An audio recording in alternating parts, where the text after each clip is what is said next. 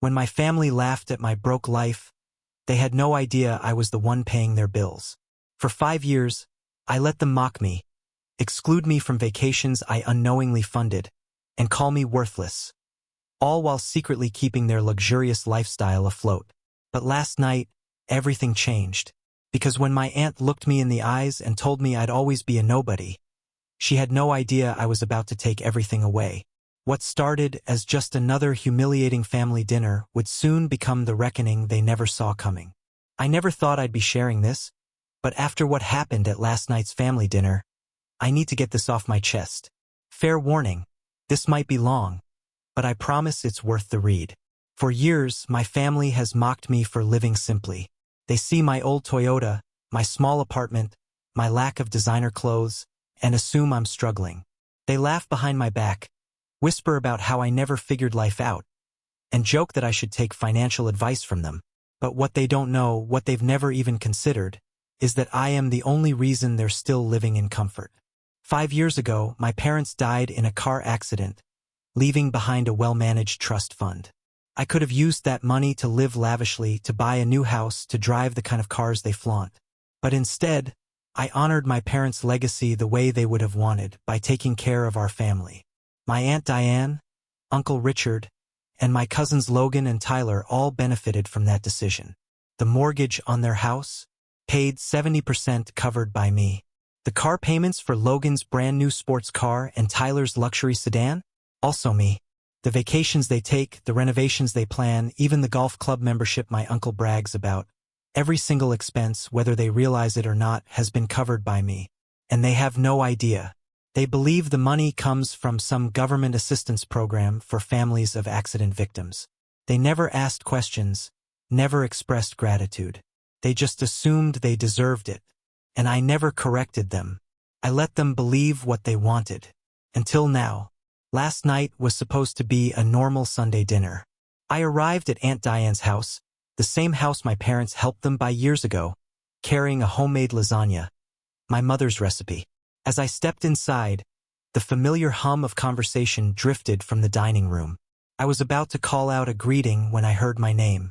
At least someone in this family knows how to enjoy life, Diane scoffed. I paused, listening. He still drives that ancient car, Logan laughed. It's embarrassing. Some people just don't know how to manage money, honey, Aunt Diane said with a smirk in her voice. It's sad, really, but I suppose not everyone is meant for success. I took a breath, pushed down the familiar sting, and walked into the room with a polite smile. If they noticed my arrival, they didn't bother acknowledging it.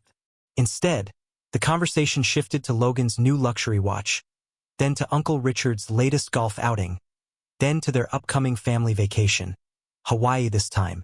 No one invited me. I sat in silence, eating my lasagna, the same dish Aunt Diane had praised minutes earlier before she realized I had made it. She had assumed it was store-bought.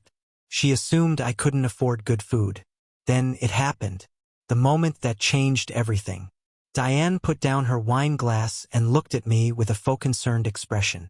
"Ethan, sweetheart," she said, voice dripping with condescension. "Don't you think it's time you started taking life more seriously? That car, those clothes, what will people think? You'll always be a nobody if you don't start making better choices." Logan chuckled. Not everyone is cut out for success. Some people just struggle forever. A part of me had always known this day would come. The day they would cross a line they couldn't come back from. But I never expected it to be so blatant, so casually cruel. And what came next was worse. Uncle Richard lifted his glass. "You know what? Maybe we should start a GoFundMe for poor Ethan." Laughter erupted around the table. I didn't react. I didn't argue. I didn't defend myself. I simply sat there, letting their words settle, letting them dig their own graves without even realizing it. Because in that moment, something inside me shifted. Not anger, not sadness, just a quiet, absolute certainty. They had no idea what was coming. I calmly finished my plate, pushed my chair back, and stood. "I have work in the morning," I said simply. Diane waved a dismissive hand. Of course. I hope they're paying you enough to finally upgrade that car." More laughter. I walked toward the door, pausing just long enough to take out my phone and open my banking app. They didn't see it. They didn't see me begin to cut them off in real time. They didn't see me message my financial advisor, setting everything into motion. And they had no idea that by this time tomorrow, their entire world would begin to crumble. This was just the beginning. I barely remember driving home that night. My mind was too busy replaying every smug remark, every condescending glance, every cruel joke at my expense. But instead of anger, all I felt was clarity. For 5 years, I had let them believe they were above me, that I was struggling, that I was the family failure. And for 5 years, I had quietly ensured that they never missed a mortgage payment, never had to worry about a car repo, never knew the stress of maxed-out credit cards. They were living in a world of comfort, all while mocking the very person keeping them afloat. That was about to end. The moment I stepped into my apartment, I got to work. I pulled out my laptop and opened the financial records I had meticulously kept. Every payment, every bank transfer, every bill I had covered laid out in black and white. The numbers were staggering. Over $300,000. That was the price of their arrogance. The house? I had covered 70% of their $2,500 monthly mortgage. That's $1,750 every month for 5 years. The cars? $500 for Logan's sports car, $450 for Tyler's luxury sedan. Both paid by me. The golf membership? $275 per month. The vacation they just booked? $6,200 on a credit card with my name attached. They weren't wealthy. They were financial parasites, leeching off me without a second thought. And the best part? They had no idea how deep in debt they actually were. Before I go any further, I want to ask you something. Have you ever had someone in your life who took advantage of your kindness? Maybe a friend, a coworker, or even family? Let me know in the comments. I'd love to hear your stories. And if you believe that justice always finds its way, hit that like button, because what happens next is the kind of karma you don't want to miss. Now back to the story. After triple-checking the numbers, I made my first call to my financial advisor. "It's time," I said simply. He knew exactly what I meant. Over the years, I had told him about my situation, about how I had kept up the payments not out of obligation, but out of respect for my parents. But that respect had long since faded. It was time to pull the plug. The plan was simple but devastating. First, I arranged to dissolve the trust that had been funneling money into their lives.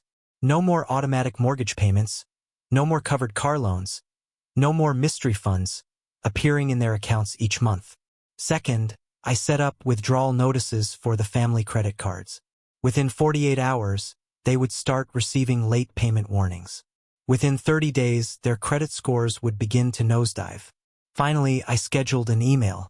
Not just any email, a detailed, itemized breakdown of every single cent I had spent on them. Attached were bank statements, receipts, and transfer logs. No more pretending. No more lies. At exactly 9 a.m. the next morning, those emails would land in their inboxes.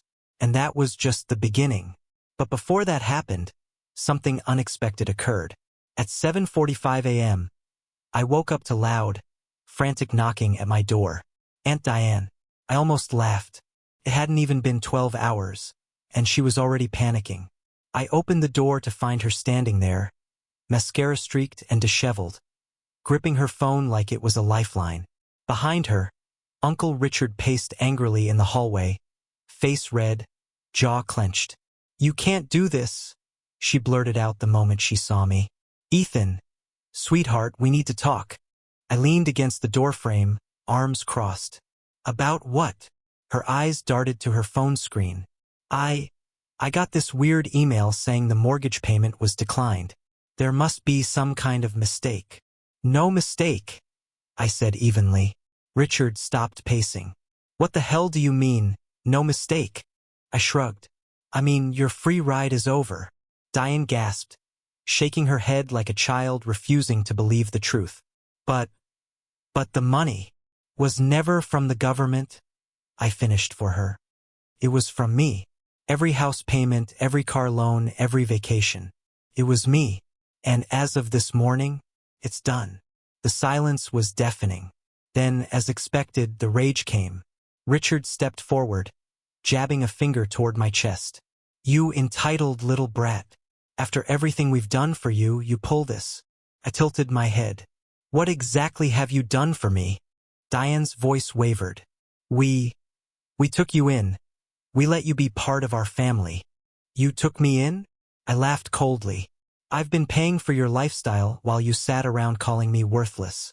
If anything, I should have kicked you out." Logan and Tyler arrived minutes later, looking panicked. "What's happening?" Logan demanded, looking between his parents and me. Diane whirled on him. "Your cousin is trying to ruin us." "No," I corrected. "I'm letting you finally experience the life you thought I had." Tyler looked confused. "Wait. All the money, the payments, that was you?" I pulled out my phone, scrolling to the list of transactions, showing them every dollar I had ever paid for them. Logan's face drained of color. "Holy sh! Yeah," I said, shoving the phone back into my pocket. "And now you get to pay for your own choices." Richard clenched his fists. "We'll sue you." I smirked. "For what? Giving you free money? I'd love to see how that plays out in court."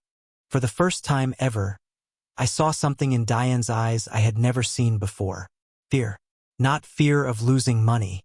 Fear of losing status. No more lavish vacations. No more expensive cars. No more pretending to be upper class while secretly depending on someone they considered beneath them. "Please," Diane whispered, her voice barely audible. "Just give us some time." I stepped back, resting a hand on the door.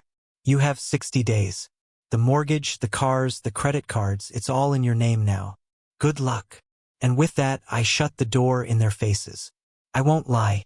The sound of Diane's sobs as I locked the deadbolt? It was the most satisfying thing I had ever heard. And trust me, this was only the beginning. This story is far from over. What happens next will shock you even more. But before I share the final part of their downfall, I want to hear from you. Where are you watching from? Drop your country's flag in the comments. I'd love to see how far this story is reaching. And if you think karma finally caught up with them, hit that like button, because their true nightmare is just beginning. Stay tuned. I expected the fallout to hit hard, but I underestimated just how fast their world would start crumbling. The morning after I cut them off, my inbox was flooded with emails from their mortgage lender, car financing companies, and multiple credit card agencies. The payments they had assumed would magically appear declined. By noon, my phone was ringing nonstop. First Diane, then Richard, then Logan and Tyler. I didn't answer. By the end of the day, my voicemail was full. Messages ranged from furious threats to pathetic pleading. "Richard, you arrogant little bastard. You think you can just do this to us? You have no idea who you're messing with." Diane, "Ethan, sweetheart, please, let's talk about this. We're family. You wouldn't want to see us lose everything, would you?" Logan, "Dude, seriously, we need to fix this. My car payment just bounced. I can't lose my ride, man." Tyler, "I don't know what you're trying to prove, but this isn't funny anymore." I let them stew in it. For 2 full days, I ignored every call, every text, every desperate attempt to reach me. Then, on the 3rd day, they showed up. It was 7:30 a.m. when I heard the pounding on my door. I took my time, made my coffee, sat at my kitchen table, listening to Diane's muffled sobs, Richard's angry muttering, Logan's frustrated cursing. Finally, I opened the door. They looked different. Gone were the polished smiles and self-assured arrogance. Diane's usually perfect hair was a mess. Richard had dark circles under his eyes. Logan and Tyler stood behind them, arms crossed, shifting uncomfortably. "Ethan," Diane started, voice shaky, "we need to talk." I leaned against the doorframe. "About what?" She sniffled. "You know what." I stared at them. Let the silence stretch. Let them feel the weight of their own desperation. "Mortgage payment is due in 2 days," Richard finally snapped. "And you're gonna fix this." I arched an eyebrow. "Oh? And why would I do that?" "Because we're family," Diane cried. I let out a sharp laugh. Funny. Didn't seem to matter when you were mocking me over dinner, planning vacations without me, or deliberately excluding me from your fancy parties. Richard's jaw tightened. Look, kid, we didn't mean. I held up a hand. Stop. Just stop. You meant every word. And now, you get to live the life you thought I had. Logan shoved his hands into his pockets. Dude, we just need a little time. I cut him off. You had 5 years of time. 5 years of free money. 5 years of living comfortably while treating me like dirt. Time's up. Diane broke down. Ethan, please. Just 1 more month. We'll figure something out. I'll sell my jewelry. I shook my head. No. Richard's face darkened. You little. I didn't let him finish. I pulled out a folder from behind the door and tossed it into Diane's hands. Inside, a printed list of every payment I had made for them. Every transfer. Every debt they had ignored. A second document detailed exactly what would happen next. The mortgage lender had already been notified. The car financing companies were expecting immediate payments, or repossessions would begin. The credit cards were officially in collections. And finally, a 60-day notice to vacate their home unless they could pay for it themselves. Diane flipped through the papers, her hands shaking. You can't do this, she whispered. I met her eyes. I already did. Richard ripped the papers from her grip and scanned them, his face turning redder by the second. We'll get a lawyer. I smirked. Go ahead. Let me know how that works out when they ask why you're suing the person who gave you a free ride for half a decade. Logan and Tyler looked at each other, shifting uneasily. I could tell they were starting to get it. I sighed. Look, I don't wish ruin on you, but I'm done being used. You have 60 days to figure out your finances. After that, you're on your own. Diane let out a choked sob, clutching at Richard's arm. What do we do? Richard didn't answer. He just stared at me, hatred in his eyes. I didn't care. Without another word, I stepped back inside and shut the door. For the first time in years, I felt free. The next few weeks were chaos, for them, not me. Uncle Richard lost his golf club membership when he couldn't cover the fees. Logan's car? Repossessed within a month. Tyler managed to scrape together enough to keep his ride, but he had to pick up a second job. Diane tried selling off jewelry, furniture, anything to keep the mortgage afloat. But it wasn't enough. They officially put the house up for sale after 45 days. By the end of the 60-day period, they were forced to move into a much smaller home across town. And me? I moved into my parents' old house, the one they had before buying the bigger place. It was paid off in full, and I had been quietly fixing it up for months. It wasn't extravagant. It wasn't luxurious, but it was mine. One day, as I was pulling into my driveway, I saw Diane standing on the sidewalk, watching me. I rolled down the window. Something you need? She looked at me, eyes tired, voice hollow. You really just let it all go? I thought about it. No, I said finally. I let you go. And with that, I rolled up the window and drove inside. That was the last time I saw them. I don't know what they're doing now. I don't care. What I do know is this. My parents worked too hard for their money to see it wasted on ungrateful people. And now, I'm finally living life on my own terms. For a while, I thought that would be the end of it. I had cut them off, handed them the consequences they deserved, and walked away. But people like my aunt, uncle, and cousins don't just accept defeat. No, they fight, they scheme, and they refuse to take responsibility. And that's exactly what they did. It started small. A few passive-aggressive text messages from Diane, mostly thinly veiled guilt trips about abandoning family and how my parents would have been so disappointed in me. I ignored them. Then came the social media smear campaign. Suddenly, I was the villain in their narrative. Diane posted a long, tear-filled rant about how some people forget their roots when they get a little bit of money. Richard chimed in with a passive-aggressive comment about ungrateful kids who forget who raised them.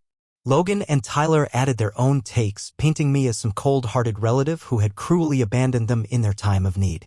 And, of course, their followers, mostly family friends and distant relatives, ate it up. I started getting messages from old family acquaintances, people I hadn't spoken to in years, telling me how disappointed they were in me. How I should be ashamed of myself. Diane and Richard had successfully rewritten the story, positioning themselves as victims of my supposed greed and selfishness. They were good at playing the part, I'll give them that. But what they didn't expect was that I had receipts. So I did something I had never done before. I responded. I didn't write a sob story. I didn't insult them. I didn't engage in their drama. Instead, I posted one thing. A screenshot of the financial records, the mortgage payments, the car payments, the credit card statements, all in my name. And right underneath, I wrote, "If anyone has questions, feel free to ask. I have 5 years worth of documentation." Then I logged off. The fallout was instant. Their little army of supporters vanished. The comments under their posts turned brutal, people calling them out, demanding explanations, asking why they had lied. Some even dug up their old posts bragging about their luxurious lifestyle and started tearing them apart piece by piece. But the worst was yet to come. Because Diane, Richard, and their golden children weren't just irresponsible, they were criminally stupid. A few days after the public fallout, I got a call from a lawyer. Not mine, theirs. Turns out, in their desperation, Diane and Richard had tried to sell the house, the one they still legally owed tens of thousands of dollars on. And they had falsified financial documents to make it happen. They had lied to the bank, claiming they had full ownership of the house, that there were no outstanding debts, when, in reality, the mortgage had been kept afloat by me for years. But here's where it gets worse. Because when I pulled the final payments, the bank started investigating. And what they found was fraud. Not just with the house, with their taxes, their loans, even their past financial aid applications. They had built their entire lifestyle on deception, and now, with the safety net gone, the walls were closing in. I wish I could say I was surprised. But I wasn't. They had been living in a fantasy, convinced that the money would never stop, that they could lie their way into more wealth. And now, reality had finally caught up with them. The next time I saw Diane, it wasn't at my doorstep. It was on the news. A local station ran a report on a wealthy suburban couple caught in a mortgage fraud scandal. No names were mentioned at first, but I recognized the house. Their house. And then, a few days later, an arrest warrant was issued. Diane and Richard had officially crossed the line from entitled parasites to full-blown criminals. Logan and Tyler tried to distance themselves as fast as possible, but it was too late. Their parents' names were now tied to financial crimes and their reputations were permanently tarnished. And me? I sat in my fully paid-off house, sipping coffee, watching their world collapse in real time. I didn't celebrate. I didn't throw a party. I just breathed. Because finally, they couldn't hurt me anymore. They couldn't mock me. They couldn't belittle me. They couldn't use me. It was over. And they had no one to blame but themselves. I always thought that when this day came, when the last thread of their carefully constructed lie finally unraveled, I'd feel victorious. That I'd revel in their downfall, maybe even enjoy watching them squirm under the weight of their own greed. But the truth? I didn't feel anything at all. It was like watching a slow-motion car crash. Except I wasn't in the car anymore. Diane and Richard's fraud case escalated quickly. The evidence was undeniable, and with the bank actively pursuing legal action, they didn't stand a chance. They pleaded ignorance at first, claiming it was all some kind of misunderstanding. But when the forensic accountants started digging deeper, they uncovered a web of financial deception spanning years. Their assets were frozen, their accounts drained, their credit in shambles. The very life of excess they had mocked me for not having was now completely out of their reach. And Logan and Tyler? They weren't under investigation, but they might as well have been. With their parents' names plastered across every local news outlet, they became social pariahs. Friends stopped answering their calls. Employers suddenly had staffing changes and let them go. The same people who once wined and dined with them at expensive restaurants now wanted nothing to do with them. And then the inevitable happened. They lost everything. The house foreclosed. The cars repossessed. The lavish lifestyle gone. And that's when Diane called me. I stared at the screen for a long moment before answering. "Ethan," she sobbed. "Please. We have nowhere to go." I didn't say anything.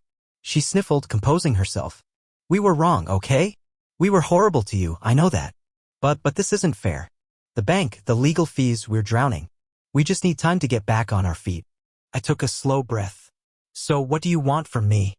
There was a pause. Then softly, "Help us." I closed my eyes. 5 years ago, I wouldn't have hesitated. I would have found a way to fix everything, to make sure they were okay. But 5 years ago, I was still their doormat. I wasn't anymore. "No," I said simply. Her breath hitched. "No, that's right," I said. No. She let out a desperate laugh. Ethan, come on. We're family. I leaned back against my chair, staring at the ceiling. Funny. You didn't seem to think so when you were calling me worthless. That was a mistake, she whispered.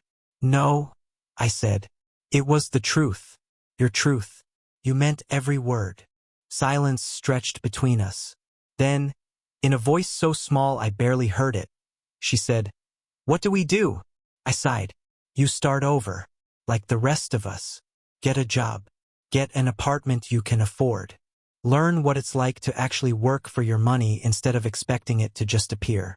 She didn't respond, so I gave her one last parting gift. Mom and Dad wanted to help family in true need. You were never in need, Diane. You were just greedy. Then I hung up. I haven't spoken to her since. A few months later, I heard through an old mutual friend that Diane and Richard had moved into a tiny rental outside of town. They were working minimum wage jobs, trying to stay afloat.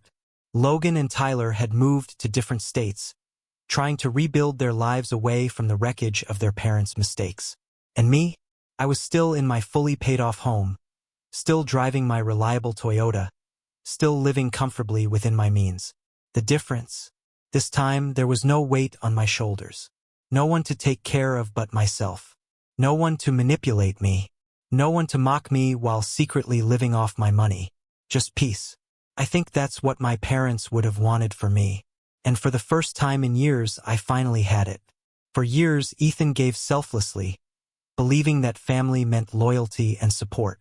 But in reality, not everyone deserves a place in your life. Especially those who take without gratitude, mock without reason, and believe they are entitled to what you've worked for. This story isn't just about revenge. It's about self-worth. It's about knowing when to walk away, when to stop carrying people who wouldn't lift a finger for you, and when to choose yourself for the first time. Because at the end of the day, the only person truly responsible for your happiness is you. Now, I want to hear from you. What do you think? Comment 2 if you liked the story, and 7 if you didn't. I'd love to know your thoughts. And if you believe that true justice always finds its way, hit that like button. Also, if you enjoy stories that make you think, stories that reveal the hidden truths about life, then make sure to subscribe to Mr. HeartVibes for more. Trust me, you don't want to miss what's coming next.